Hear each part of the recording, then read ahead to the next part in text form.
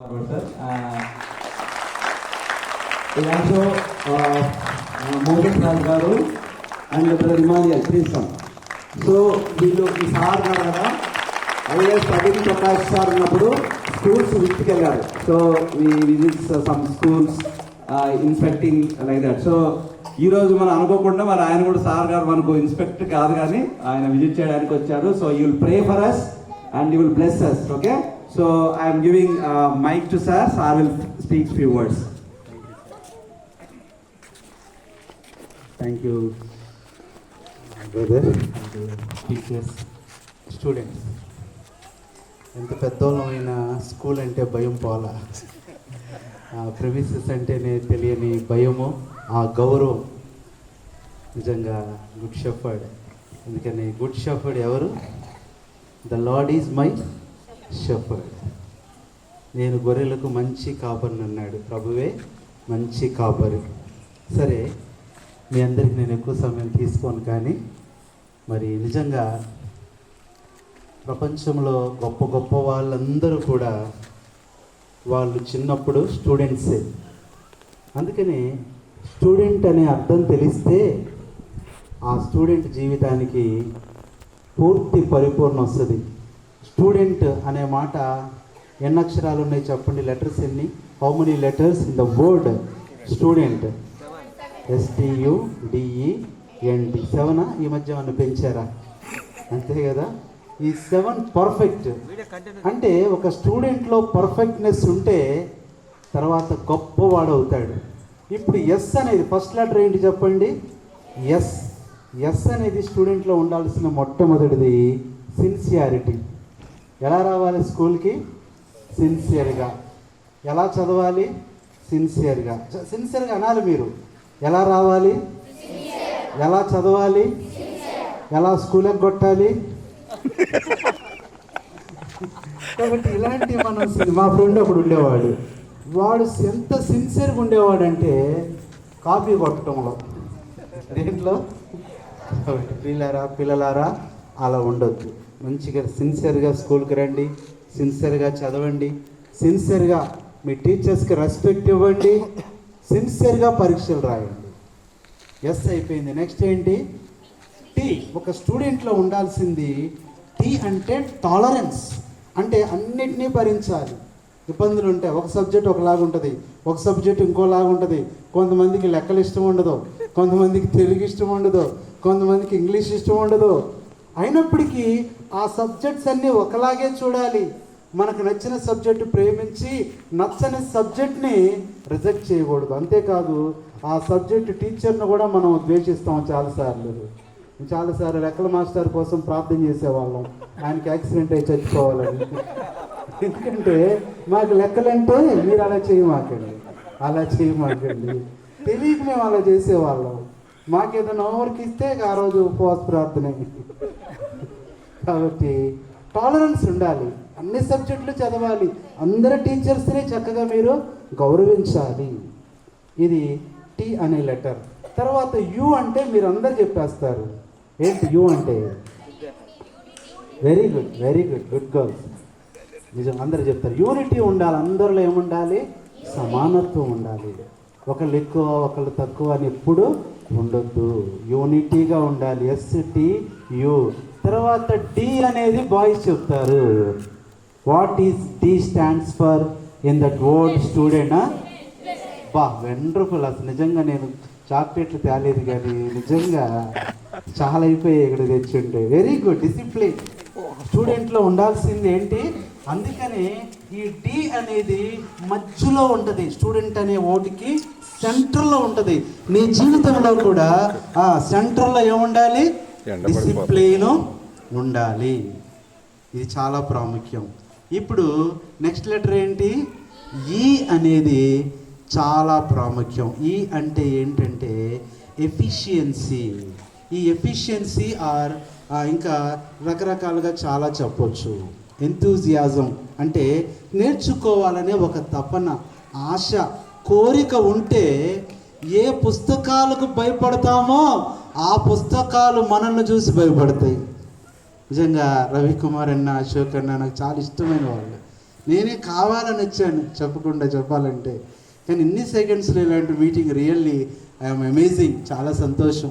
ఎందుకంటే ఒక్క మాట నా సాక్ష్యాన్ని మీతో పంచుకోవాలనుకుంటున్నాను. నేను కూడా మీలాగిన స్టూడెంటే, అయితే మీ అంత మంచి స్టూడెంట్ని కాదు. విజయవాడ అంటే ఎలా ఉంటారు, అందులో విజయవాడ స్టూడెంట్స్ అంటే మరి 90స్లో ఇంకెంత భయంకరంగా ఉండేవాళ్ళో. సరే, ఇప్పుడు ఈ అంటే ఏంటి, ఎంతూజియాజం, నేర్చుకోవాలనే ఆశ, తపన మీకు ఉండాలి. తర్వాత ఎన్ అంటే నీట్నెస్. ఎలా ఉండాలి? నీ బట్టలే కాదు, నీ పుస్తకాలు నీట్గా ఉండాలి, నీ బ్యాగ్ నీట్గా ఉంచుకోవాలి, నీ క్లాస్ నీట్గా ఉంచుకోవాలి, నీ బెంచ్ నీట్గా ఉంచుకోవాలి. నీ స్కూల్లో చిన్న పేపర్ పడినా ఎవరో తీస్తారనుకోకూడదు, నువ్వే తీసే వెళ్తా. నీట్నెస్ అనే దానికి నువ్వు ప్రాముఖ్యత ఇస్తే నీ లైఫ్ అంతా నీట్గా అయిపోతుంది.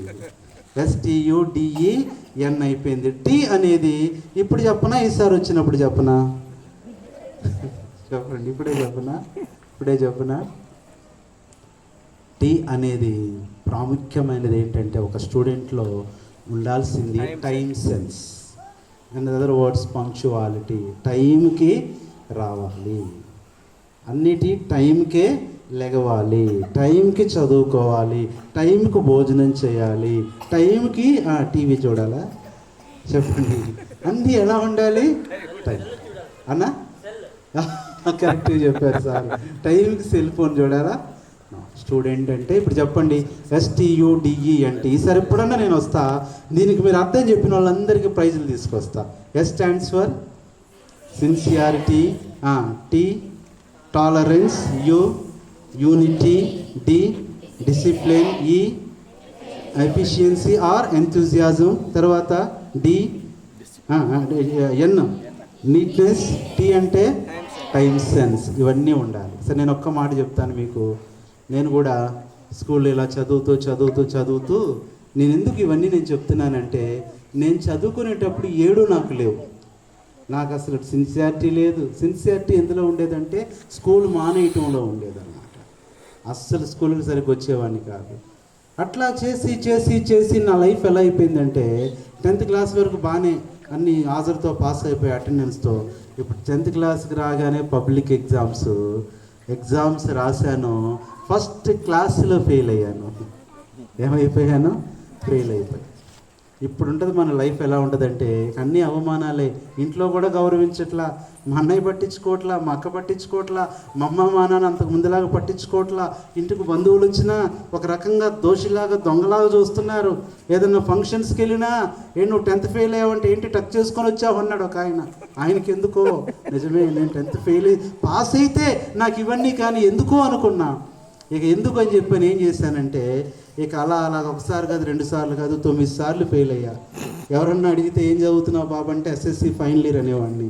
ఇకనన్నా పాస్ అవుతాను. మా ఫ్రెండ్ ఉండేవాడు, వాడు కూడా అంతే, ఏం చదువుతున్నావు బాబు అంటే MS అని చెప్పేవాడు. MS అంటే ఈ మాస్టర్ ఆఫ్ సైన్స్ కాదు, మార్చి సెప్టెంబరు. అలాంటి పరిస్థితుల్లో మొట్టమొదట నేను మా ఇంటికి వచ్చిన వాళ్ళకి అబద్ధం చెప్పా. నువ్వేం చదువుతున్నావు అంటే నా ఉద్యోగం చదువు అయిపోయింది, నేను ఉద్యోగం వచ్చింది, నేను టీచర్ని అని చెప్పి వాళ్ళ ముందు ఏం చేసేవాడిని, స్కూల్కి వెళ్ళినట్టు వెళ్ళేవాడిని.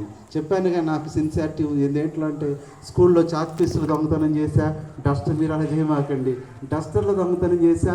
ఆ రోజు నాకు ఉపయోగపడ్డాయి. అవి వాళ్ళ ముందు తీసుకొని వెళ్తుంటే నిజంగా టీచర్ అనుకున్నారు వాళ్ళు. అయిపోయింది. 1 సంవత్సరం టీచర్ జాబ్ బోర్ కొట్టింది. మా చుట్టాలు వస్తే ఏం చేస్తున్నారా అంటే, విజయవాడకి ఎక్కువ చుట్టాలు వస్తారు, ఎందుకంటే విజయవాడ సెంటర్లో ఉంటుంది కాబట్టి ఎవరు బంధువులు వచ్చినా మా ఇంటికి వచ్చేవాళ్ళు. ఇక ఏమన్నానంటే, ఇక టీచర్ జాబ్ బోర్ కొట్టింది, ఇంకేముందిరా అంటే మా ఫ్రెండ్ అన్నాడు లాయర్ బాగుంటుందిరా అన్నాడు. మరి లాయర్ అంటే తెల్ల చొక్కా ఉందిరా, బులుగు ప్యాంటు స్కూల్ది ఉంది, మరి నల్ల ప్యాంటు కావాలి కదంటే వాడు అన్నాడు నేను ఇస్తానన్నాడు. వాడు సమర్పించుకున్నాడు. ఇప్పుడు 2వ సంవత్సరం అంతా నేను చెప్పే అబద్ధం ఏంటి, నేను లాయర్ని. లాయర్ అంటే ఫైల్స్ అవి కావాలిగా, ఇన్ని ఫైల్స్ ఉండేవి. అవి ఫైల్స్ కాదు, 10th క్లాస్ మ్యాథ్స్ పేపర్స్. నా ఫైల్సే నేను తీసుకొని వెళ్ళేవాడిని వాళ్ళ ముందు.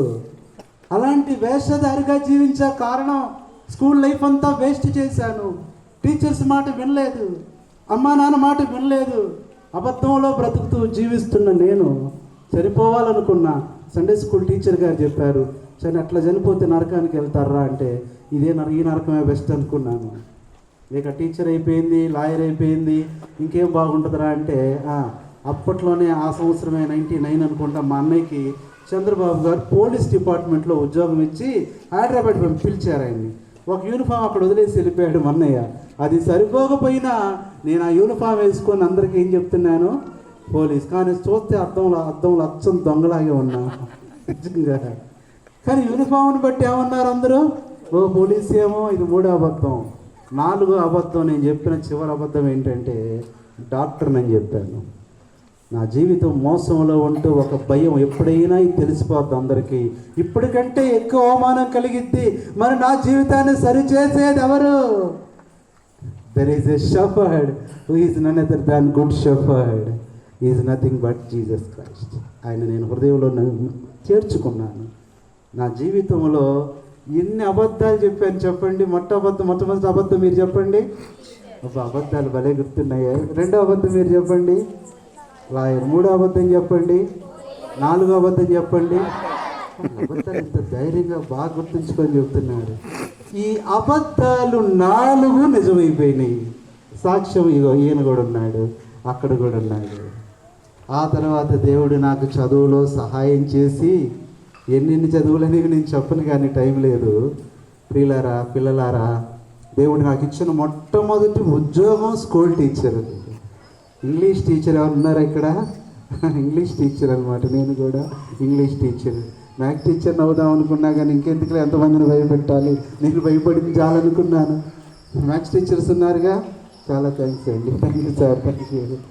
నిజంగా ఒక్కొక్క టీచర్లో ఒక్కొక్క గొప్పతనం ఉంది. అందరినీ ప్రేమించండి. తర్వాత దేవుడి దయ వల్ల లా చదువుకొని లాయర్ అవ్వటానికి సహాయం చేశాడు. ఆ లాని బట్టి డిఫెన్స్ అకాడమీలో ఐఏఎస్ ఐపీఎస్ వాళ్ళకి ట్రైనింగ్ ఇవ్వటానికి దేవుడు నాకు కృప చూపాడు. ఆ తర్వాత లాస్ట్లో మా యూనివర్సిటీ మా అకాడమీ తరపున 2-3 వస్తే డాక్టరేటు. అందులో నాకు కూడా దేవుడు ఏది అబద్ధం అనుకున్నానో దాన్ని నిజం చేసింది ఎవరు? అయితే ఒకటి, ఈ స్టూడెంట్ లక్షణాలు నాకు ముందే ఉండుంటే నేను అప్పుడే పాస్ అయ్యేవాడిని. దాదాపు 3-4 సంవత్సరాలు నా లైఫ్ వేస్ట్ అయ్యేది కాదు. కాబట్టి పిల్లలారా, ఇప్పుడైతే అన్నీ వదిలేశాను, అన్న చెప్పినట్లు రిజైన్ చేశాను. ఇప్పుడు ఎందుకంటే మా అమ్మ ఒకసారి చెప్పిందంట, నేను ఇన్ని అబద్ధాలు చెప్తుంటే నేను ఎందుకు చెప్పకూడదని. మా అమ్మ, మీ అబ్బాయి ఏం చేస్తున్నాడంటే పాస్టర్ అందంట.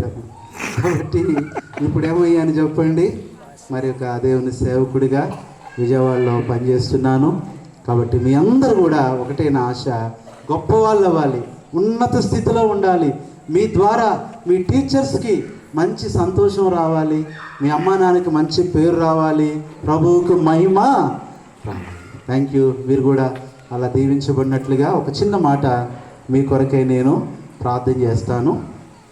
కళ్ళు మూసుకోండి. అలాగే చిన్న మాట ప్రార్థన చేస్తాను. పరిశుద్ధుడైన తండ్రి, ప్రభు యేసుక్రీస్తు నామంలో నీ పాదములు కొందనాలు. నీ కార్యాలు ఎంత ఆశ్చర్య కార్యాలు, మేము అనుకోలేదు, ఊహించలేదు ప్రభు. ఇప్పటికిప్పుడే స్కూల్ చూస్తే బాగుంటుందని ఆశపడ్డాం. నిజంగా మరి రవికుమార్ సార్ని బట్టి, అశోక్ సార్ని బట్టి నిజంగా ఇంత మంచి స్టాఫ్ ఇప్పటికిప్పుడు చెప్పిన వారు ఎంతగా ప్రభు సహకరించారు. పిల్లలు కూడా ఎంత చక్కగా అప్పటికప్పుడు వచ్చి నిలబడ్డారు. మేము అనుకోలేదు మీ కార్యం ఎంత గొప్పది. మీరు ముందు కొన్ని మాటలు, నా జీవితం ఎలా పాడైపోయిందో దాన్ని దేవుడు ఎలా బాగు చేశాడో కూడా ప్రభువా ఒక మాట సాక్ష్యం పంచుకునే అవకాశం ఇచ్చినందుకు నిన్ను స్తుతిస్తూ మా ప్రియ టీచర్స్ని దీవించండి. గుడ్ షెఫర్డ్ ప్రభా యొక్క స్కూల్స్ సంస్థ మేనేజ్మెంట్ని వారికి ఇచ్చిన భారాన్ని బట్టి, అలాగే ఓయంను బట్టి మీకు ఎంతో వందనాలు.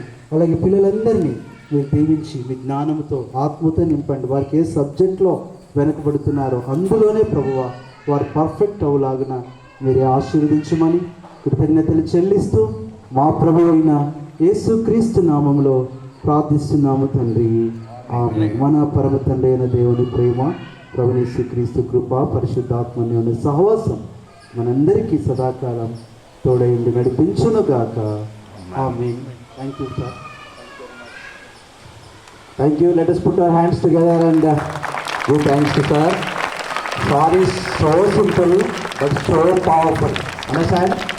సార్ మాట్లాడితే చాలాసేపు మాట్లాడతాడు, చాలా అనుభవాలు ఉన్నాయి. So he has a good speaker also. So చూడడానికి సింపుల్గా ఉన్నారు కదా, చాలా పవర్ఫుల్ కూడా. Okay, She is like a lion. So because all this came from the, when we humble ourselves, we will be exalted. Okay?